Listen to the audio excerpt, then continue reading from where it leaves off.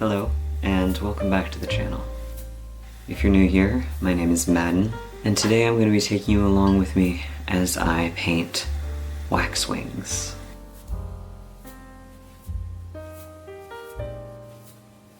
I started off with the background. I knew I wanted a light blue-gray, and while I could have just mixed ultramarine with a neutralizing color, I decided to use my pan of lazurite because I very rarely get an opportunity to do so.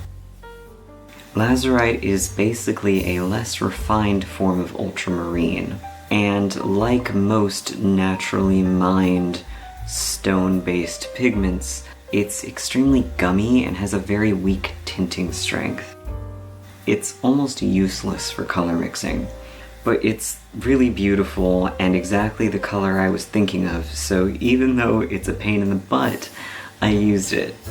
It honestly might be the most perfect single pigment for capturing a gray Pacific Northwest sky.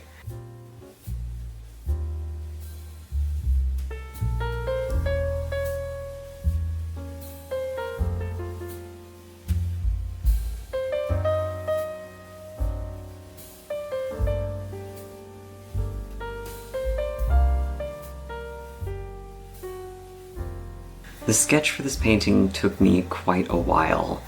I went through several thumbnails to get the composition right, and then each part of the finished sketch was erased and redone at least a half a dozen times, because so much of this painting is just its composition, the placement of so few elements. I needed to get it exactly right.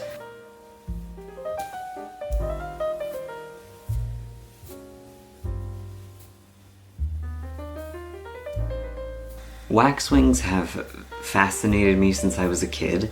Something about them is just so striking. They eat lots of red berries, and that red then goes into the little waxy deposits at the tips of their wings, which are such a strange but really beautiful detail. I've painted a fair number of birds, and I actually really love them as an art subject, but this was the first bird I've attempted to paint where the coloring is so varied but so smoothly gradiated. Most of the birds I've painted in the past are either a solid color like a crow, where I only really need to factor in light and shadow, or a bird with a very dappled feather pattern, where chunks of bold color contrast are what's called for. But waxwings are made of smooth gradients from brown to yellow to white, from brown to brown-gray to light gray to black, with these bold pops of yellow and these tiny, tiny little flecks of red. They're such beautiful birds, but I was quite intimidated by those gradients because I don't use a lot of gradients in my art.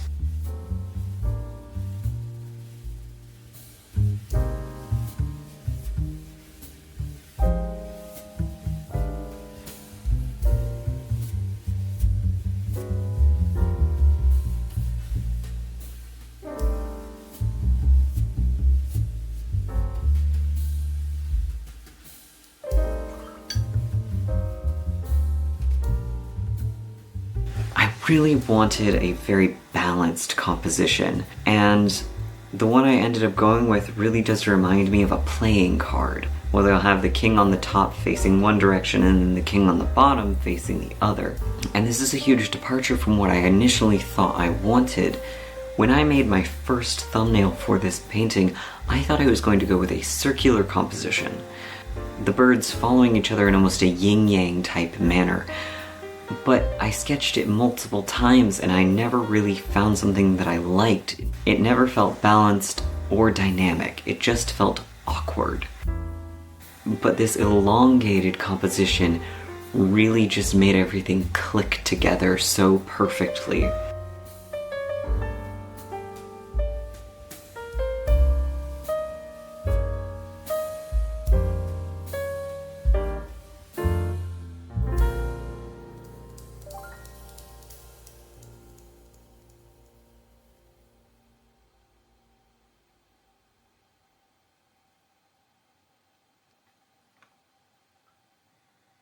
I decided to depict them with red fruit or red berries because it's pretty iconic, and the redness of the fruit would draw on the tiny, tiny little bits of red on their wings, both making the composition a little bit more balanced and also drawing more attention to them.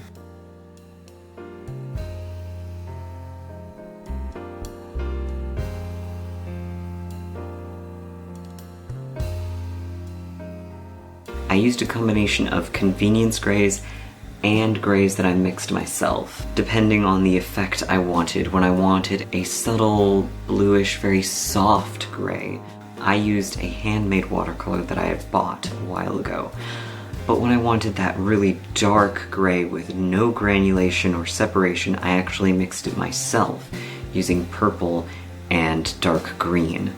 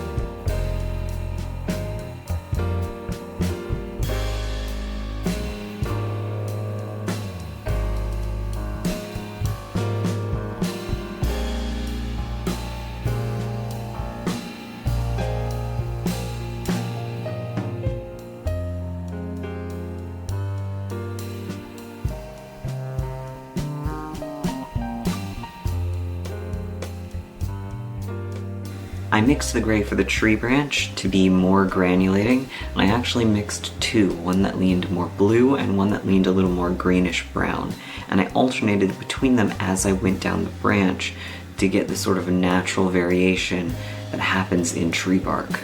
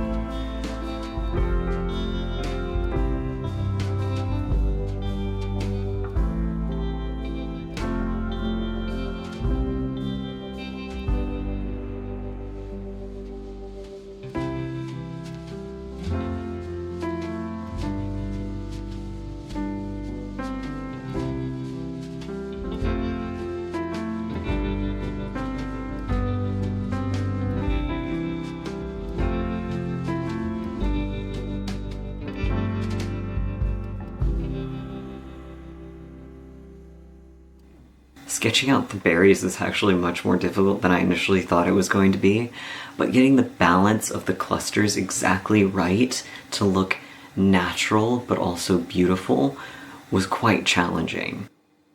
I'm very pleased with the end results, but they changed drastically between the final sketch, the trace, and the transfer. Each time I do think they got better and more natural, but it was a little nerve-wracking to not have something that I knew was exactly right from the get-go.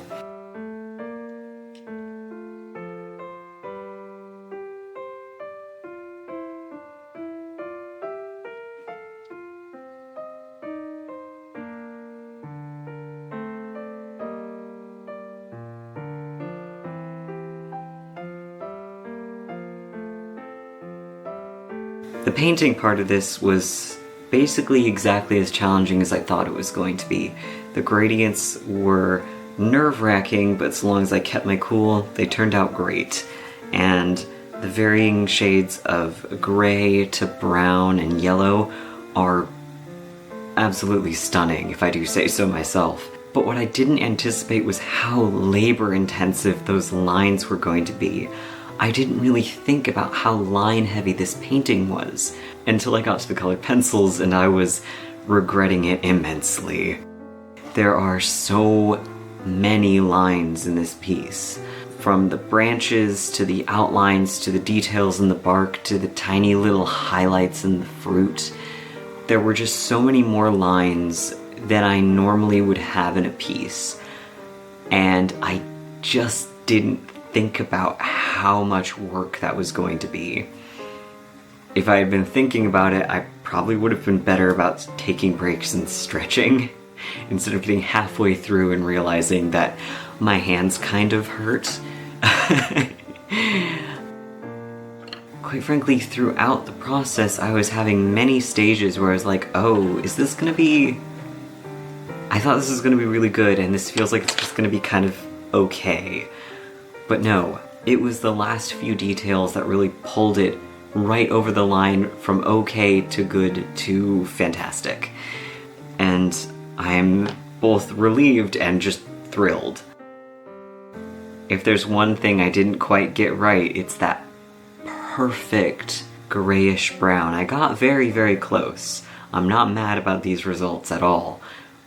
But they are just the most lovely shade of light brown ever. It's truly beautiful. I really feel like I pushed myself with this painting, and I really feel like it was worth it.